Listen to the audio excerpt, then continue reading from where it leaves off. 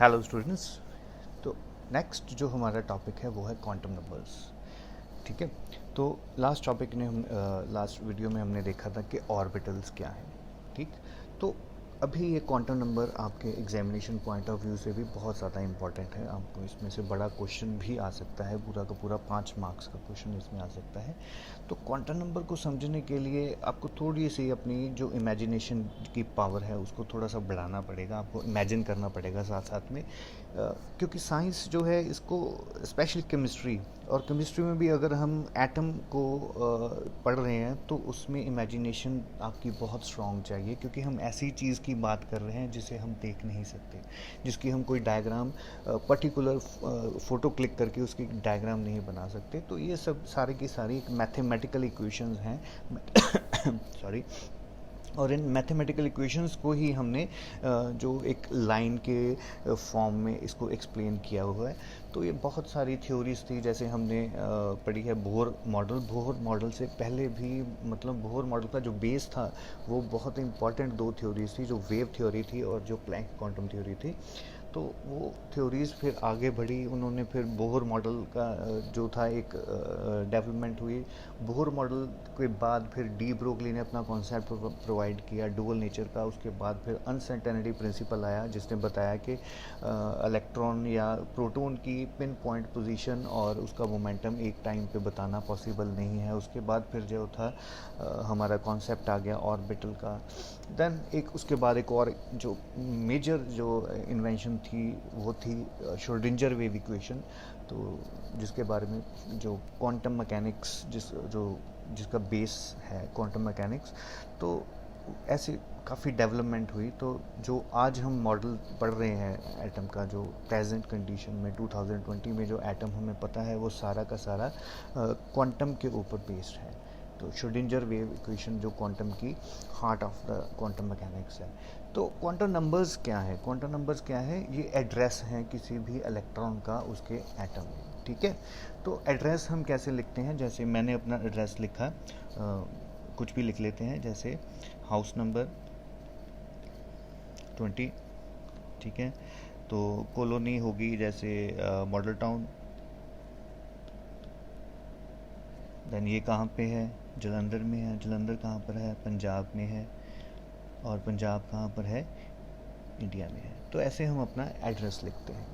ठीक है। तो इसी तरह से हम इलेक्ट्रॉन का भी एड्रेस लिखते हैं।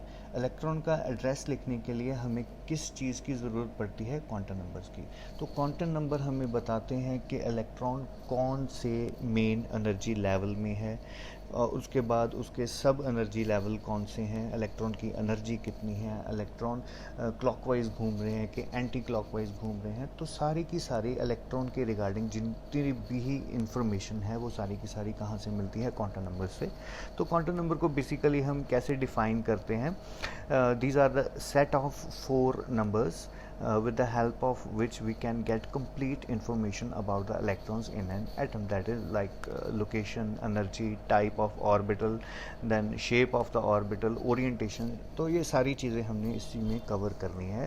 तो क्वांटम नंबर बेसिकली 4 तरह के हैं। तो फर्स्ट क्वांटम नंबर है प्रिंसिपल क्वांटम नंबर। यहाँ पे हम PAL वाला प्रिंसिपल ही लिखेंगे, प्रिंसिपल क्वांटम नंबर। ठीक है। तो प्रिंसिपल क्वांटम नंबर हमें क्या बताता है? प्रिंसिपल क्वांटम नंबर हमें बताता है कि जो इलेक्ट्रॉन जिसके बारे में हम बात कर रहे हैं वो इलेक्ट्रॉन किस एनर्जी लेवल में प्रेजेंट है। ठीक है। बोहर के मॉडल के जैसे ही ये उसके एनर्जी लेवल्स हैं। तो ये हमें बताता है कि ये फर्स्ट एनर्जी लेवल में है, कि सेकंड एनर्जी लेवल में है, कि थर्ड एनर्जी लेवल में है। तो इसकी बेसिक इसका क्या है, इसने क्या हमें बताना है? इसने हमें बताना है कि जो इलेक्ट्रॉन है वो किस मेन एनर्जी लेवल में प्रेजेंट है। ठीक है।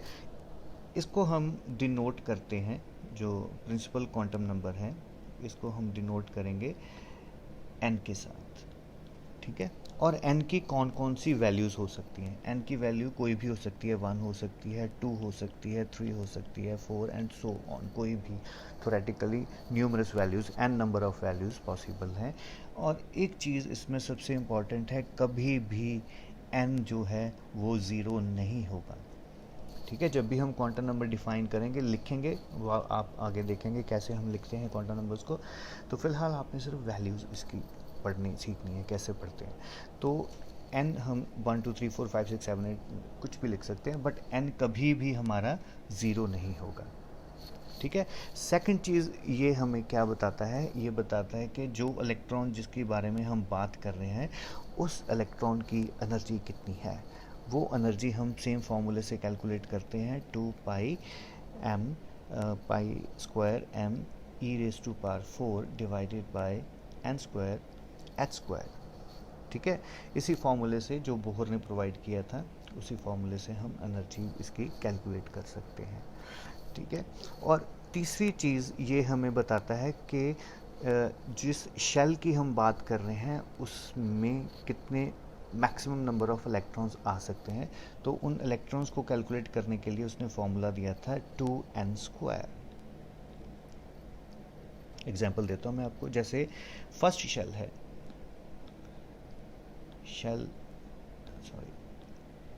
Shell number 1।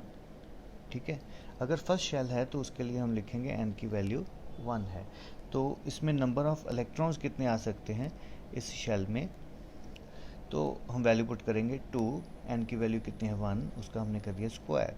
ठीक है, तो ये बन गई 1 का स्क्वायर 1, तो आंसर आ गया 2। इट मीन्स जो फर्स्ट शेल है उसमें कितने इलेक्ट्रॉन्स हो सकते हैं, 2 इलेक्ट्रॉन्स हो सकते हैं। इसी तरह से अगर सेकंड शेल है तो n की वैल्यू क्या होगी, 2 होगी। ठीक है, तो नंबर ऑफ इलेक्ट्रॉन्स कितने होंगे, equal to 2 into 2 raise to power 2, तो 2 इंटू 2 4 इक्वल टू 8। तो इसमें नंबर ऑफ इलेक्ट्रॉन्स कितने होंगे, सेकंड शेल में मैक्सिमम इलेक्ट्रॉन 8 आ सकते हैं। तो ये हमें 3 चीज़ें बेसिकली बता रहा है ये क्वांटम नंबर 1 के जो इलेक्ट्रॉन है वो किस एनर्जी लेवल में है, फर्स्ट में, सेकंड में, थर्ड में। फिर उस एनर्जी लेवल की एनर्जी कितनी है उसके लिए हम फॉर्मूला कैलकुलेट कर सकते हैं। देन उस एनर्जी लेवल में मैक्सिमम कितने इलेक्ट्रॉन्स आ सकते हैं उसके लिए भी हमने फॉर्मूला देख लिया। ठीक है, तो this is the principal quantum number. ठीक, समझ आ रही है बात। तो सेकंड क्वांटम नंबर लेते हैं, पहले इसको रब कर दें। सेकंड जो क्वांटम नंबर है वो डिपेंड करेगा फर्स्ट क्वांटम नंबर की वैल्यू के ऊपर। तो जितने भी ये क्वांटम नंबर हैं ये सारे के सारे इंटररिलेटेड हैं, एक दूसरे की वैल्यू के ऊपर इनकी वैल्यूज़ डिपेंड करती हैं। तो सेकंड क्वांटम नंबर है हमारा, इसके अलग अलग नाम हैं, जैसे एजीम्यूथल क्वांटम नंबर, या इसको बोलते हैं एंगुलर मोमेंटम क्वांटम नंबर, और इसको सेकेंडरी क्वांटम नंबर भी बोल देते हैं। तो हम एजीम्यूथल या एंगुलर क्वांटम नंबर के फॉर्म में ही इसको याद रखेंगे। दूसरी चीज़, इसको हम डिनोट करते हैं एल से, स्मॉल एल, बड़ा एल नहीं डालना, स्मॉल एल डालना है आपने। तो ये हमें क्या क्या बताता है, तो इसमें आपने एक चीज़ याद रखनी है। अगेन बोहर पे आते हैं। बोहर ने कहा था न्यूक्लियर सेंटर में उसके अराउंड बहुत सारी एनर्जी लेवल्स हैं। ठीक है, उसके बाद फर्दर जब रिसर्च हुई तो हमें पता चला कि इन एनर्जी लेवल्स के अलावा भी इसमें कुछ और एनर्जी लेवल्स भी होते हैं जिनको हम सब एनर्जी लेवल्स बोलते हैं। ठीक है, सभी में आगे आगे इसके एनर्जी लेवल्स होते हैं, एक से ज़्यादा भी हो सकते हैं। तो इन सभी जो सब एनर्जी शेल्स हैं, इन सभी को हमने नाम दिया सब शेल्स। क्या नाम दिया, सब शेल। ठीक है, तो ये क्वांटम नंबर हमें बताता है कि जो प्रिंसिपल क्वांटम नंबर ने हमें बताया कि मेन शेल कौन सा है, फर्स्ट, सेकंड, थर्ड और फोर्थ, कोई भी हो सकता है। देन एजीम्यूथल हमें ये बताएगा कि उस मेन शेल के किस सब शेल में वो इलेक्ट्रॉन प्रेजेंट है जिसकी हम बात कर रहे हैं। ठीक है, तो पहली चीज़ इसने क्या बता दी कि सब शेल कौन सा है। उसके बाद ये हमें बता देता है कि उस इलेक्ट्रॉन का एंगुलर मोमेंटम क्या होगा। ठीक है, तीसरी चीज़ वो हमें बताता है कि सब शेल की एनर्जी कितनी होगी। ठीक है, और सबसे ज़्यादा इम्पॉर्टेंट, इस सब शेल की शेप क्या होगी। तो थोड़ा सा आप दिमाग अपना कंसंट्रेट करिए। शेप जब हम बात करते हैं तो हमने बात की प्रोबेबिलिटी की, इलेक्ट्रॉन जो है एक स्पेस में घूम रहा है न्यूक्लियस के अराउंड, उसे हमने बोल दिया ऑर्बिटल। अभी ऑर्बिटल जो हैं वो अलग अलग शेप्स के हो सकते हैं। ठीक है, तो ऑर्बिटल सफेरिकल भी हो सकते हैं। ठीक, ये आगे पढ़ेंगे हम कैसे। और एक शेप है डंबल शेप। आपने डंबल देखा होगा जो आप उठाते हो, डंबल जिम वाला, तो उसी तरह की शेप होती है, तो इसको हम बोलते हैं डंबल शेप। इलेक्ट्रॉन जो है उसका पाथ जो है वो ऐसा भी हो सकता है, वो डंबल शेप में ऐसे ऐसे घूम रहा होगा। ठीक है, और ये डबल डंबल शेप भी हो सकते हैं। डबल डंबल शेप कैसे, इस तरह से। ठीक है, तो जो इन द नटशेल जो सब शेल्स हैं इनकी अलग अलग तरह की शेप्स हो सकती हैं। ठीक है, और ये क्वांटम नंबर हमें बताएगा कि जिस सब शेल में इलेक्ट्रॉन प्रेजेंट है उस सब शेल की शेप कैसी है। समझ आ रही है बात। ठीक है, तो अब हम देखेंगे कि हम शेप्स कैसे डिफाइन करेंगे, हमें कैसे पता चलेगा कौन सी शेप है। तो इसके लिए क्वांटम नंबर हमने यहाँ पे डिफाइन करना है।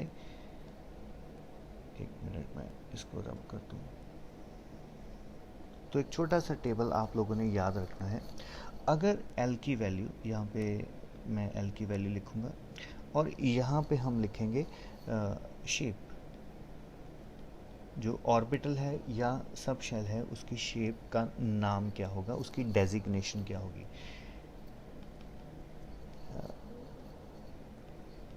डेजिग्नेशन, ठीक है जी।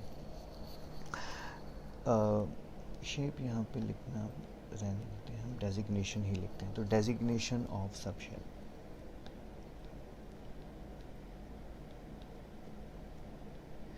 ठीक है जी, तो हम वैल्यू शुरू करेंगे 0 से, देन 1 2 एंड 3। आपने यहाँ तक याद रखनी है। अगर L की वैल्यू 0 होगी तो हम उस सब शेल को बोलेंगे S सब शेल। अगर L की वैल्यू 1 होगी तो उसे हम बोलेंगे P सब शेल। अगर L की वैल्यू 2 होगी तो उसे हम बोलेंगे D सब शेल। और अगर 3 होगी तो उसे बोलेंगे F सब शेल। तो आपने सभी ये छोटे जो अक्षर डालने हैं। तो आपने ये 4 वैल्यूज़ याद रखनी है कि अगर L की वैल्यू 0 हो तो सब शेल का नाम होगा S। अगर L की वैल्यू 1 हो तो सब शेल का नाम होगा P। अगर 2 हो तो D, 3 हो तो F। अभी हम देखेंगे ये वैल्यूज़ कहाँ से आ रही हैं। तो मैंने पहले ही बताया था आपको कि जितनी भी ये वैल्यूज़ हैं किसी भी क्वांटम नंबर की, ये अपने पहले वाले क्वांटम नंबर से ही आती हैं, एक दूसरे के ऊपर डिपेंड करती हैं। ठीक है, तो बेसिकली L की जो एजिमुथल क्वांटम नंबर है तो इसकी कितनी वैल्यूज़ हो सकती हैं। L की वैल्यू होगी 0 से लेकर n-1 तक। n क्या है, प्रिंसिपल क्वांटम नंबर। ठीक है, तो कंफ्यूज नहीं होना, आपने देखना है बस अभी क्या हो रहा है यहाँ पे। तो हम यहाँ पे कुछ वैल्यूज़ निकाल कर देखते हैं। अगर n की वैल्यू 1 है तो L की वैल्यू क्या होगी, 0। एक उसकी वैल्यू होगी n-1। n-1, n कितना है 1, 1 - 1 = 0, तो एक ही वैल्यू हुई इसकी 0। अगर n 1 है तो L क्या होगा, 0 होगा। ठीक है, अगर n 2 है तो L की क्या वैल्यू हो सकती है, एक तो 0 होगी, देन 0 के बाद कौन सी आएगी, n-1 तक। ठीक है, n-1 कितना है, तो n है 2 और -1 कर दिया तो आंसर कितना आ गया, 1। तो इसकी दो वैल्यूज़ होगी, 0 एंड 1। ठीक है। अगर n 3 है तो l की कितनी वैल्यूज़ होगी? l की वैल्यू 0 से लेकर कहाँ तक जाएंगी? n-1 तक, ठीक है। एक 0 होगी और n-1 that is 3 - 1 equal to 2, तो 0 से लेकर 2 तक वैल्यू है, देन 0 इसमें बीच में क्या आएगा? 1, तो 0 1 2, ठीक है। तो अगर n की वैल्यू 4 है तो l की वैल्यूज़ क्या होंगी? l इज इक्वल टू एक 0 होगी और दूसरी कहाँ तक जाएगी वैल्यू? n-1 तक, that is 0 n-1 that is 4 - 1 equal to 3, that is 0 से 3 तक, 0 1 2 एंड 3। तो अगर n की वैल्यू 4 है तो l की वैल्यूज़ क्या होंगी? 1 2 3 3। अगर n की वैल्यू 3 है तो 0 1 2, और अगर n की वैल्यू 2 है तो 0 1, अगर n की वैल्यू 1 है तो 0। तो इस तरह से हम जो है वैल्यूज़ इसकी कैलकुलेट करते हैं। अभी इसको हम थोड़ा सा और रिफ़ाइन करेंगे। एक मैं टेबल आपको बना कर दूंगा यहाँ पे। तो बेटा ये बुक से आपको पल्ले नहीं पड़ेगा, तो वीडियो को अच्छे से ध्यान से आपने देखना है। एक बार में होपफुली आपको समझ नहीं आएगा, तो बार बार देखिए वीडियो। जितनी बार देखोगे उतनी बार आपको कोई नई चीज़ पकड़ में आएगी। तो यहाँ पे मैं लिख रहा हूँ n की वैल्यू, यहाँ पे मैं लिखूँगा l की वैल्यू, यहाँ पे मैं लिखूँगा डेजिग्नेशन ऑफ द सबशेल, उसको कौन सी डेजिग्नेशन देनी है हमें। तो ये टेबल बहुत इंपॉर्टेंट है, आपने ध्यान से देखना है इस टेबल को। चलिए, n की वैल्यू मैंने 1 पुट कर दी तो l की वैल्यू क्या होगी? 0, ठीक है। अगर l की वैल्यू 0 है तो उसके लिए डेजिग्नेशन क्या होगी? s। तो ये s कौन सी शेल को बिलोंग कर रहा है? फर्स्ट को, तो उसके आगे हम लगा देंगे 1। क्लियर? चलिए सेकंड देखिए, अगर n की वैल्यू 2 होगी तो l की कौन कौन सी वैल्यू होगी? 0 एंड 1। अगर l की वैल्यू 0 है तो डेजिग्नेशन क्या होगी? s, और अगर 1 है तो डेजिग्नेशन क्या होगी? p। अब ये s और p किस मेन शेल को बिलोंग कर रहे हैं? सेकंड को, तो इसके आगे हम लगा देंगे 2, तो 2s 2p। नेक्स्ट देखिए, अगर n की वैल्यू हम 4 लेते हैं तो l की वैल्यूज़ क्या होंगी? 0 1 2 एंड 3। अगर l की वैल्यू 0 है तो उसके लिए डेजिग्नेशन क्या होगी? s। 1 है तो p, 2 है तो d, और 3 है तो f। और ये सारे के सारे चारों के चारों सबशेल या ऑर्बिटल्स की कहाँ से कहाँ बिलोंग कर रहे हैं? किस मेन शेल से? फोर्थ, तो हम इसके आगे लगा देंगे 4। समझ आ रही है बात? तो अभी आप इन दो क्वांटम नंबर्स के ऊपर कंसंट्रेट करिए, दो हम नेक्स्ट जो है वीडियो में हम लेंगे, ठीक है। Thank you.